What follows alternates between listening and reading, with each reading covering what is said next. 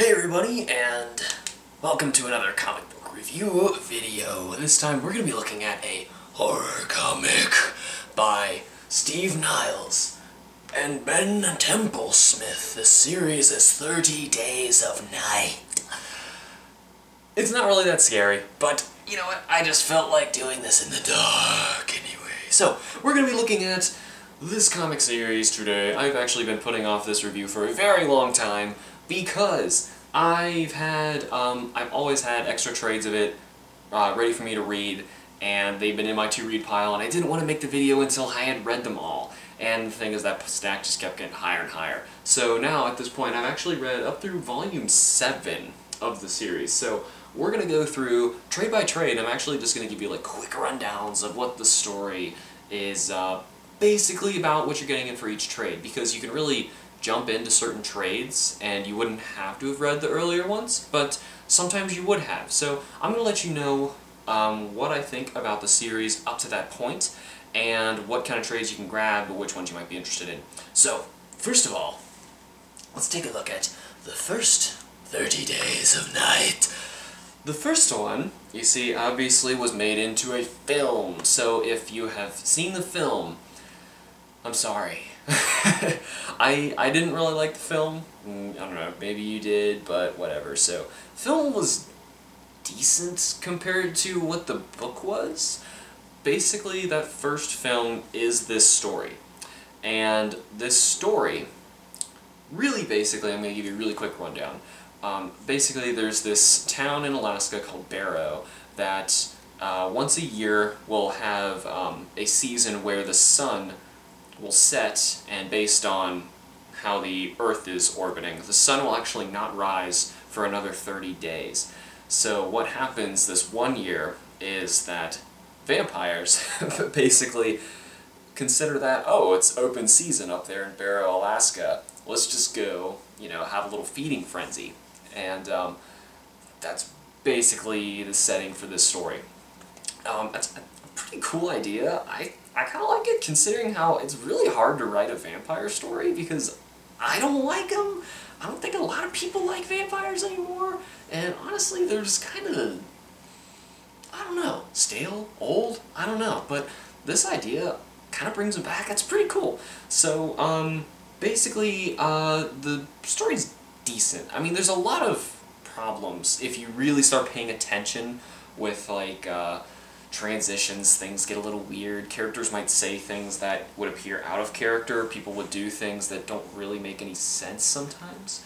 Before I go any further, I just noticed as I open this up, I do have this signed by Steve Niles and Ben Templesmith. And Ben decided to do a little doodle down there for me, so that was very nice of him.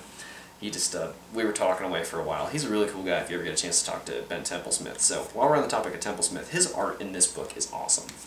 He really will keep the book going. I'm just going to kind of graze through here so you can kind of get the gist of it. So, Templesmith's art, I think, really is at home in a horror comic, or a horror comedy, like his Wormwood stuff.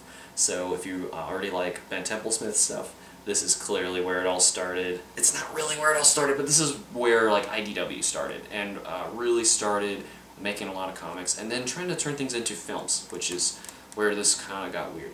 So, generally the first one, I enjoyed it, but I think, like I said, there's a couple quirks to it. Some things will happen that you're like, why is this character here? Why are you doing this? Or who is this person? You know, we don't quite spend enough time to get to know everybody, see why things are happening the way they are. Sometimes things will just happen kind of irrationally, but it doesn't really matter sometimes because the illustrations are great and you don't really care. I'm not a big fan of Steve Niles as a writer, but this is a really cool story. But there's some big crucial problems to it. So, that out of the way, let's take a look at the second one, because at this point, the series starts to go downhill a little bit. Things get a little bit more questionable. This is thicker than the first one, and this was also made into a film. I haven't seen that film, though. This is basically 30 Days of Night Part 2, and it's not as exciting. It's not nearly as memorable, which is funny because I think 30 Days a Night was too accelerated and we didn't spend enough time with all the characters. So it's kind of weird that the second one wasn't as entertaining, because it's basically the same thing again. Sorry about the cut. Now, anyway, so where was I? The second trade. This is the second one, right? Good. Okay, yes, the second trade of 30 Days of Night. This, basically, like I said, is the part 2 of the first one, and it starts going a little downhill. I haven't seen the film, like I said, again, I'm sorry. But the art is still all Ben Templesmith, and it's awesome. All Ben Templesmith, and it's awesome.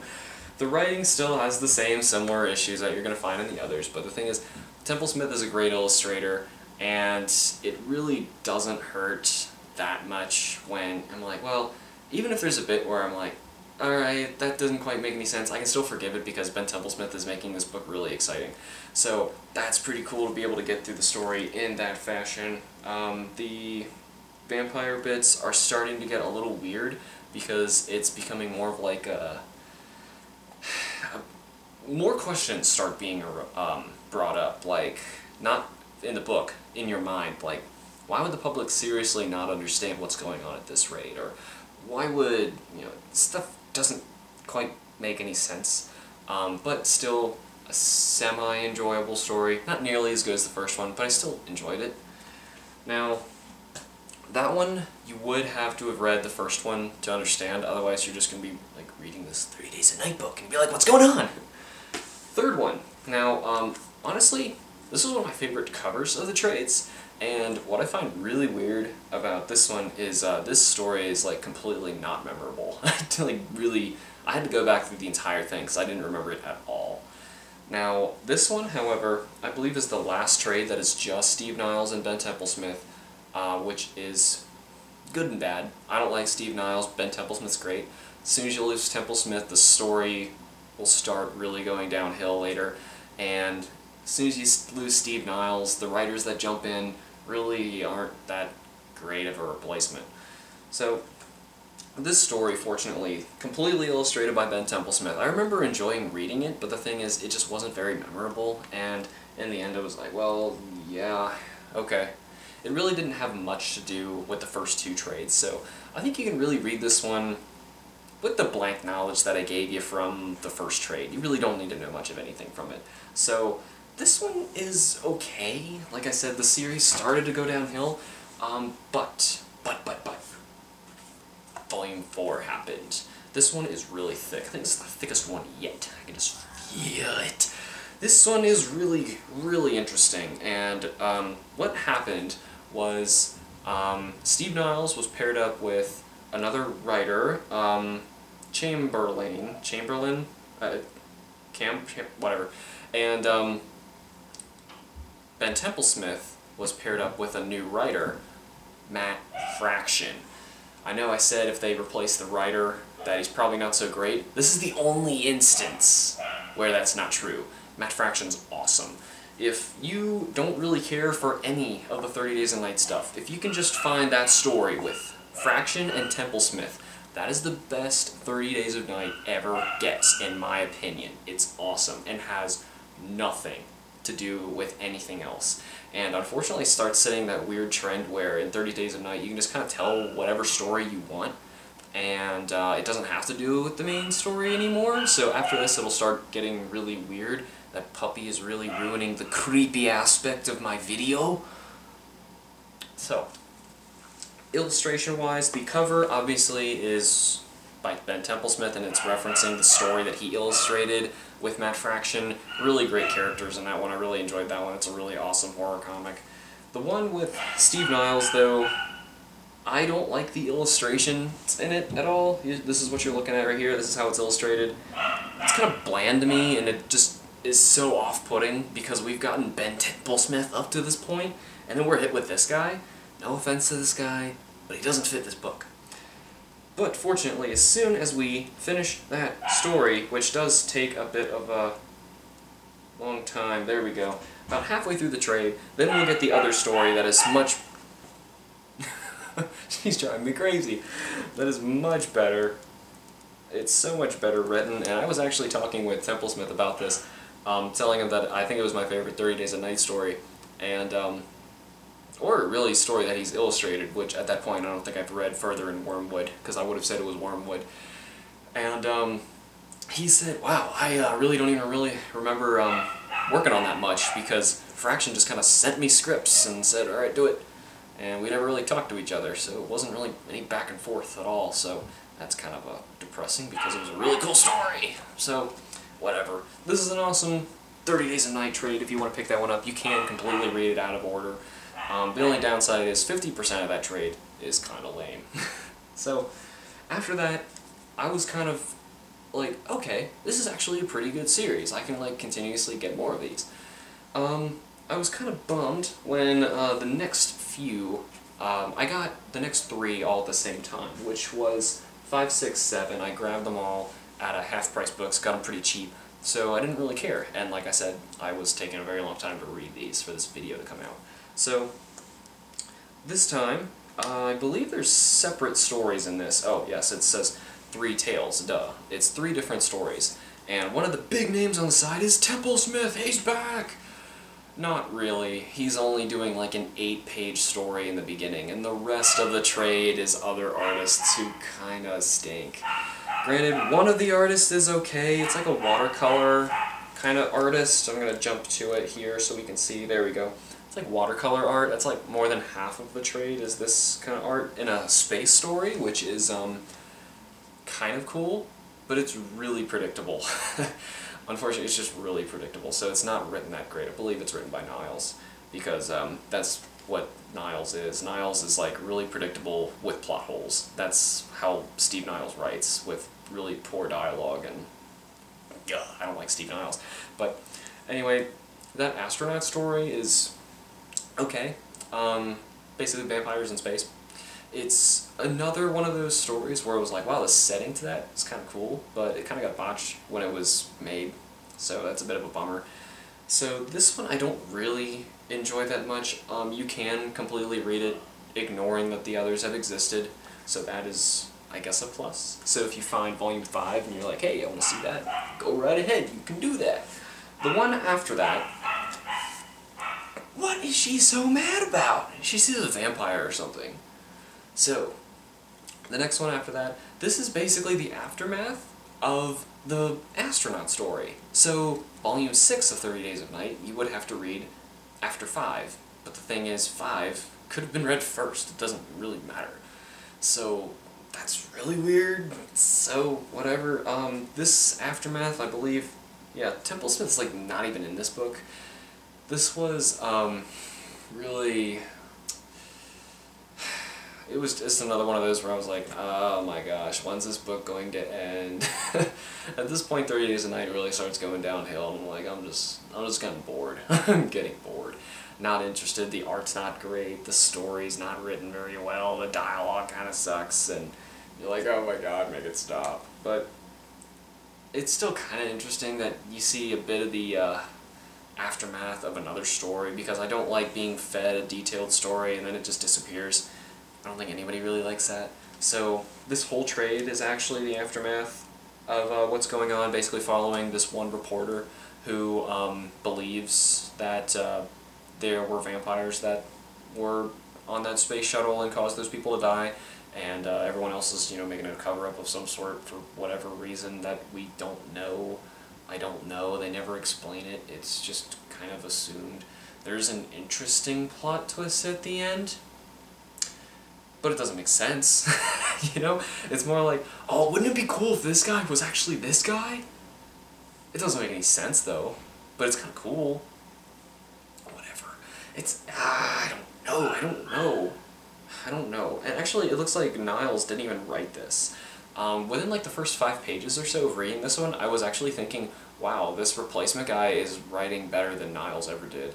And then it starts going downhill, and he starts pulling a bunch of Steve Niles crap, and I'm like, no, it's not doing so hot, no, stop doing that!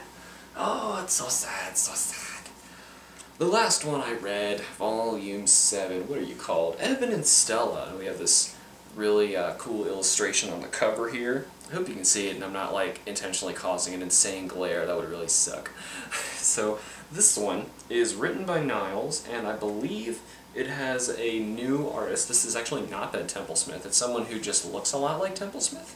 And even though I would kind of think that would bug me when I read a comic and I'm like, oh, they're replacing the artist I loved, but they're trying to look like that artist. You would think you're like, oh, this is going to feel fake. But the thing is, this artist is different and looks really good at being themselves. So that's still pretty cool. So the illustrations in this one are really great. In fact, they're almost a little more detailed than how Templesmith does his work. It's different. Templesmith is better at doing like the creepy, and this person is really good with like setting a tone and facial expressions and settings. So this one looks really nice. The story is basically a, honestly, it'll reference other trades that have happened, but it actually happens, I believe, well, you could technically read it as volume 4, maybe 3? See, I don't remember 3 very well, so it's after 2, because it's about the 2 main characters from the first book. So, what is even happening? We're just like jumping all over the canon. The story, there's a lot of things that don't make sense for what's going on in the story, kind of annoying in that sense, but there's new, interesting, semi-interesting characters who show up. The thing is, I mean, like, we go through art style changes constantly in this series to where I'm like, I am getting beaten over the head with a stick, or I guess, you know, what is it, like a silver spike, and it's really driving me crazy that the illustration can't be consistent, the writing can't be consistent, and I don't know where the story's going. It's just kind of all over the place at this point, so 30 Days a Night kind of becomes a mess if you keep reading it. But if you're reading it more of like a comic history of like, hey, how did IDW really become this huge publishing company? Read the first 30 Days a Night and stop. If you liked it though, I mean, you can grab 2, 3, 4. I wouldn't really suggest going farther than that, but you can. I was thinking about bringing them back. I honestly don't know, because I still really like the first one. I have it signed by both of the creators, and that's great. I still really like Templesmith stuff, so I don't know. So let me know what you guys think about 30 Days of Night, if you've read them because of this review, or if you've read farther than me. Let me know what you think of it down in the comments. Let me know if I should keep going. Maybe it gets really awesome and some great creators pop in, kind of like that Fraction bit that happened at one point. So that is it for 30 Days of Night. I will see you guys at the next comic book review.